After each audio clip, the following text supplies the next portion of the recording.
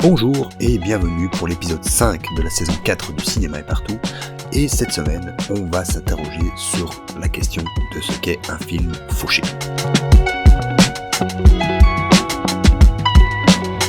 Ma dernière chronique a, pour des raisons qui n'étonnent peut-être que moi, suscité quelques réactions. Ces réactions m'ont amené à essayer d'affiner ma réflexion, mais aussi à clarifier mon propos. Réflexion qui ne m'amène pas strictement à répondre à ces remarques, mais à me poser une question qui fait écho à ma chronique sur ce qu'est un film trop cher. Est-ce que le concept de film fauché a une quelconque réalité ? Dans ma précédente chronique, je me focalisais peut-être un peu trop sur la question d'un cinéma plus commercial, alors que la question à se poser est celle d'un cinéma qui inclut au moins le concept de sa rentabilité dans son processus de création. En posant les termes de la sorte, on étend largement la question de savoir comment faire un film qui marche. On l'étend notamment à une large part du cinéma dit d'auteur. À travers l'histoire, les exemples de films faits avec des sommes dérisoires abondent. On pense évidemment à toutes ces success stories qu'aiment tant à nous raconter les magazines professionnels, les Blair Witch Project, Paranormal Activity, Clerks, jusqu'à Terrifier, dont le 3e opus qui arrive dans nos salles semble sorti de nulle part. Sauf que les 2 précédents films, sans avoir connu la moindre sortie en salle, ont réussi à atteindre la rentabilité avec, là aussi, des budgets ridicules. Mais en fait, l'histoire des films fauchés, c'est l'histoire du cinéma depuis ses débuts.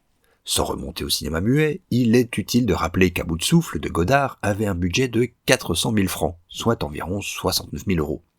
Et que le nouveau plus grand film de tous les temps, Jeanne Dielman, a été tourné pour l'équivalent de 120 000 euros. Et comme nous sommes en pleine redécouverte de l'œuvre d'Ackerman, on pourrait aussi pointer son Je, tu, il, elle au budget de 7 000 euros. En fait, le nombre d'auteurs qui ont commencé leur carrière avec ce qu'on qualifierait aujourd'hui de film fauché est hallucinant. Bad Taste de Peter Jackson, 25 000 $. Eraserhead de David Lynch, 20 000 $. Following de Christopher Nolan, 6 000 euros. Et bien sûr, tous les films de Godard ou presque qui ont été faits avec une infime fraction de ce que coûte un film français. Et qui, pour beaucoup, sont donc rentables. On pourrait aussi citer le cas d'Alain Cavalier, qui, avec une méthode qui relève de l'artisanat, fait des films tellement peu chers qu'ils sont presque automatiquement rentabilisés. Ou rappeler que presque tous les films d'Éric Rohmer ont été rentables. C'est que, même eux, ont la plupart du temps fait des films au budget en adéquation avec l'audience qu'ils savaient toucher. Mais il ne faut pas croire que cette logique soit l'apanage du seul cinéma français ou européen.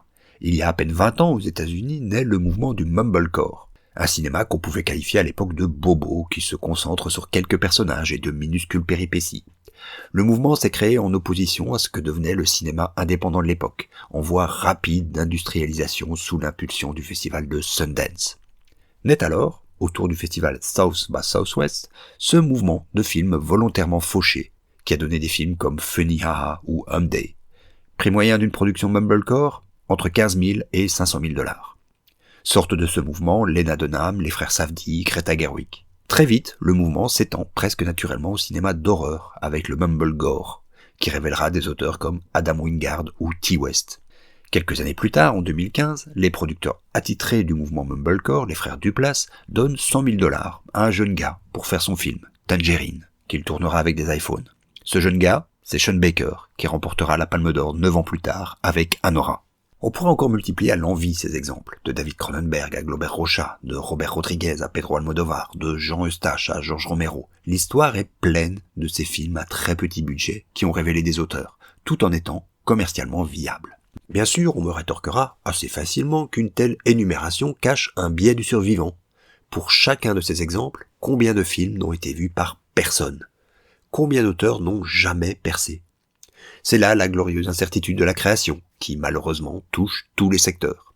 En musique par exemple, 20 000 titres sont ajoutés chaque jour sur Spotify. Des sites comme Forgotify s'amusent même à déterrer les millions de titres qui n'ont eu aucune écoute. Même chose sur YouTube, dont la production pléthorique aboutit à une foule de vidéos que personne ne voit. Cela plaiderait bien sûr pour une sorte d'aristocratisation de la création culturelle. Si c'est ça la démocratisation de l'art et des moyens d'expression, alors ça n'en vaut pas vraiment la peine. Puisqu'il n'y en a pas pour tout le monde, eh bien, ne donnons leur chance qu'aux meilleurs. Mais qui sont les meilleurs ? Qui sommes-nous pour juger de ce qui doit passer ou non à la postérité, voire même les simples portes de la visibilité ou même de l'existence? La réponse, là aussi, qu'on le veuille ou non, est économique et pas artistique. Ainsi, alors que le coût matériel de production d'un film s'est virtuellement démocratisé avec le passage au numérique et des caméras d'entrée de gamme qui se sont nettement améliorées, dans la production qu'on peut dire classique, les devis de films ne baissent pas vraiment. Au contraire. Et donc, seule une petite frange pourra arriver à entrer dans les arcanes de la production cinématographique. Et il faut faire preuve d'un aveuglement angélique pour croire que les critères de cette sélection sont ceux du mérite artistique.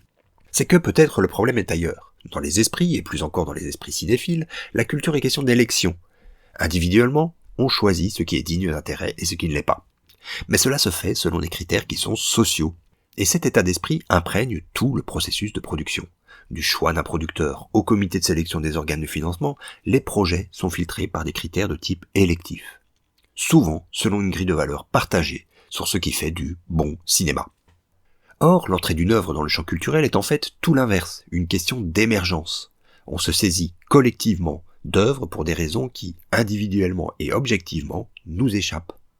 Et cela vaut pour les œuvres dites populaires comme pour les œuvres de prestige ou d'auteur. Qu'est-ce qui justifie qu'un film comme Un petit truc en plus récolte autant de succès, alors que des dizaines de comédies sortent chaque année? Et qu'est-ce qu'on a fait au bon Dieu en son temps? Ou Bienvenue chez les Ch'tis? Ou La Grande Vadrouille? Tout comme, qu'est-ce qui justifie qu'Eraserhead soit devenu culte alors que des centaines d'autres œuvres expérimentales pullulaient à l'époque? Pourquoi certains films d'un auteur sont des succès foudroyants qu'il ou elle n'arrive jamais à reproduire? Et ce, même si ces films suivants sont considérés comme des chefs-d'œuvre. Il n'y a tout simplement pas de réponse à ces questions. Ou alors des réponses très complexes qui nous imposeraient de questionner ce qu'est le jugement. Il nous reste donc, collectivement, qu'à nous en remettre au hasard. Et donc, si on prend au sérieux cette idée d'émergence, et on le devrait, alors il faudrait aussi prendre au sérieux une stratégie d'essai et erreur, et donc se dire que le film fauché, le film no budget, est bien le lieu d'expérimentation des nouveaux cinéastes. C'est sans doute la manière la plus efficace de prendre en compte la part de hasard de toute industrie culturelle, en minimisant les risques et en augmentant les chances. Pour cela, il faut sortir autant de la logique de films trop chers que de celle de films fauchés, expression qui impliquerait que le film n'aurait pas assez d'argent pour ses ambitions. Si tel est le cas, alors ce sont les ambitions qui étaient trop grandes, pas le budget qui était trop étroit. En remettant dans la balance cette idée que, dans son principe, un film ne doit pas coûter plus cher que ce qu'il peut rapporter, alors on peut libérer des vraies fenêtres d'opportunité pour l'expérimentation, sur des bases beaucoup plus saines et naturelles que le modèle de l'élection. À la prochaine fois.